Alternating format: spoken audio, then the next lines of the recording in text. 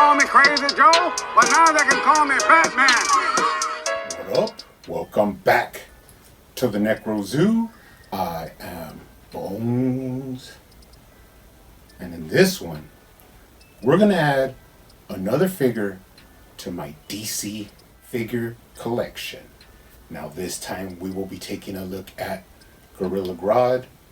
Now this figure does come from the Page Punchers subline. Now this is an offshoot of the DC Multiverse, but under the DC Direct flag. Now McFarlane has already given us one wave from this line, which was Constantine, Batman, Superman, and Black Adam. Now we are going into another wave, which is going to be a Flash wave. Now these figures were dropped and shown promo pics of, but right now they are only for pre-order. Now I did get this from McFarlane's, and this is a mega figure from that DC Direct Page Punchers Flash wave. Now there will be the other four figures still to collect, and that will be the Flash, the Atom, Captain Cold, and Heatwave. Now there was an uproar about the designs for these figures, but I did already make a video on that topic. I for one am really excited for these. Something new, something fresh, something different. And of course we can still always get our classic versions. So there is no reason to get all excited. Just appreciate these figures for what they are. And of course they do add to McFarlane's toolbox of sculpts and molds that he can use in the future. But for right now, let's take a look at this big boy.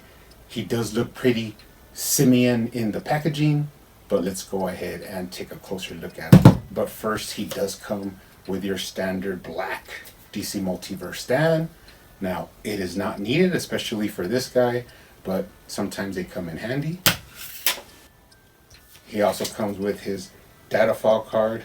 On the front, you do have the cover of the comic book exclusive to this set, and on the back you do have some information.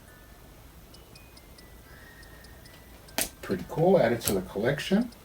Now there are no accessories per se, but you do get the Flash comic book, which does have new artwork and a new story, actually supervised by McFarlane, and he had his hand in designing these new figures. But you do have different characters in here, and even a couple of shots of Gorilla Grodd on the inside. Now, I still say that since each one of these figures is going to come with this comic, they should make it more of a, mini series, which will actually incentivize you to get each figure. But that's just my idea. They could keep doing whatever they want, but we do have the comic. But let's go ahead and take a closer look at him. Now I know the armor right off the bat could be off-putting to some people because of the color, but it is in the comic. Now it does have a, candy orange tone to it, kind of pastel, but the armor is not hard plastic. All of it is soft molded plastic. So when you get it in hand, he is really heavy. And the smoothness and the, satisfying feeling of having them in hand is there. And of course, like I said, this plastic is soft. It's not really hard at all, which I think is a positive for this figure. But he does look pretty good. Let's take a look at the head. Beautiful gorilla head sculpt. He does have his, fierce teeth coming from the lower jaw. Beautiful sculpt work. You could actually see it in the nostrils and in the eyes. Really loving this head sculpt, even though it is, a regular standard Grodd pose. He's not, yelling or making any primal screams, but that's fine. Let's take a look at the articulation. He does look down slightly, but actually this figure's a lot better at looking up. Really high, really good. They have a long peg on this neck, and it really allows for smooth movement. You do get right to left, and of course you could tilt his head for some character. But I mean, all in all, the complete easy articulation of the head is really awesome. And since it's like a soft plastic, it does have some give whenever you come into contact with other parts of the figure. It just bends and allows for a lot of cool movement. Let's look at the chest armor. A lot of cool detail. Of course, this would look really awesome in all silver. Leave the gold and then add some red to the tunic and to the cape, and he'll look awesome. But that's, if you want to go that route. Beautiful sculpture on the belt as well. A lot of cool detail. So all in all, pretty nice looking figure. Let's take a look at the waist articulation. He does have side to side slightly, but he does have all the way around rotation at the waist. Lower waist swivel. Of course, no upper because of the way the Megafig bodies are built, but you still could twist them, get them in some cool poses. Now, there's hardly any crunch at all, but if you wanted to, you could bend the legs and give them some crunch. But minimal. He can lean back slightly, put him in some cool poses. So all in all, he's a mega figure, so he is going to have, less articulation, but it's there. It's passable. Now let's take a look at the shoulder. These pauldrons, as I said, are rubber, so you can move them out of the way, get a closer look. He does have the butterfly bushing in there that allows for more movement, so you get a lot of range up and down, front to back. Now there is no bicep swivel, but you do have elbow swivel, which allows for more range of movement. Going down from the shoulder into the hand, beautiful sculpt work. I'm not going to take that away from them. They do have really nice sculpt work, and a cool thing about this figure is all the plastic is the same tone. You don't have that like some is matte and some is gloss. It's all kind of a semi gloss, pretty much satin paint to it with a little bit of shine. Going down to the wrist, smooth movement, does have swivel, and as I said, with that added elbow articulation, you have a lot of movement. And then add in there the wrist movement, and you could almost get his hands touching, maybe crushing some skulls. Pretty cool. On the other side, you have the same articulation and sculpt work, and the articulation of the wrist with the swivel. Get him in a T-pose pretty easily. The pauldrons do move out of the way, and you can even get a little bit higher range there, but of course you can put his arms forward and lift them up above his head, which is awesome. The pauldrons just get out of the way. Let's take a look at the thigh swivel. It actually is there. Pretty nice. He can kick up if you work it, and he can kick back really high. Now this is allowed by the trunks that are rubber, and when you put it back, they go back to their original form.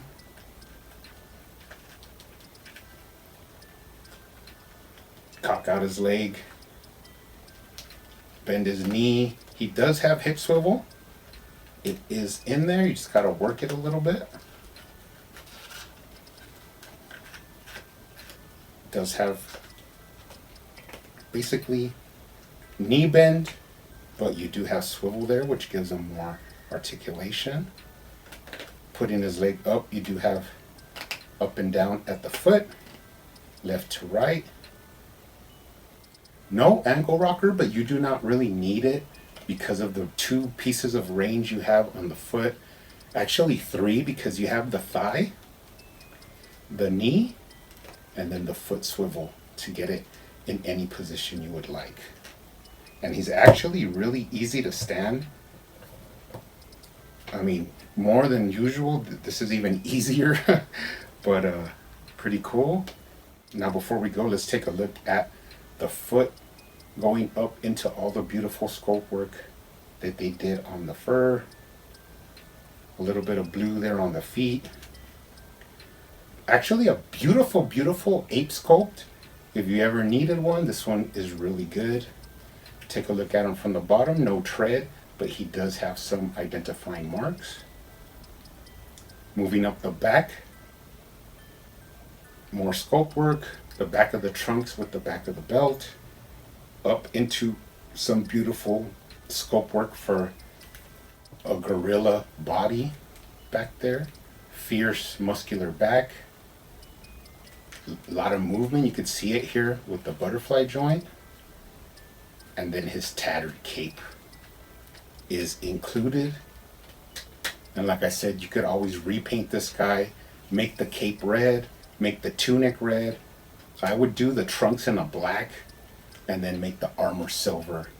And you would have your basic traditional Grodd. But I will hold off on actually doing that because I'm kind of scared McFarlane's gonna release another one of these in the more traditional armor and maybe even with a roaring head.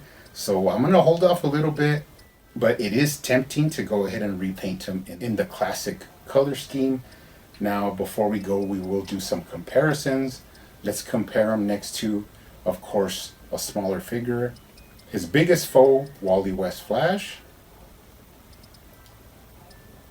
And then let's take a look at him next to a bigger Megafig from McFarlane, Clayface. Just to get some idea of, scale. And then I want to bring out my DC Universe Classics Gorilla Grodd Build-A-Figure. Now this one is kind of simple, but he does look really good, and he has more of that like mind control accessories. You know that in all actuality McFarlane can do by just stripping this guy and then adding these extra like mind controlling parts, which would also be pretty cool. He is bigger than the DC Classics one, but he has the same kind of gorilla body style, pretty sweet. And then I also want to bring out my custom Gorilla Grodd from McFarlane. Now this one I did repaint. It has silver, a lot of bone. I added the tattered red cape and a lot of cool paint details. Now this one also is smaller than this Megafig. Not by much, but it is, substantial in size. But this just goes to show you that it's never over. Even though McFarlane releases a figure, he's always, adapting and changing. So there may always be another figure that's going to come out of the same character, a different version. I do like this original Gorilla Grodd release, especially with the repaints. But now this big guy is really going to take over, especially if people out there want to repaint him. But I might just hold off and see what McFarlane does in the next couple of months. But anyways, awesome figure to add to the collection. He's really big, really well articulated for what he is, a mega figure. And he's actually a hefty chunk of plastic. You guys keep hunting out there, keep collecting, keep customizing, and I will see you on the next one.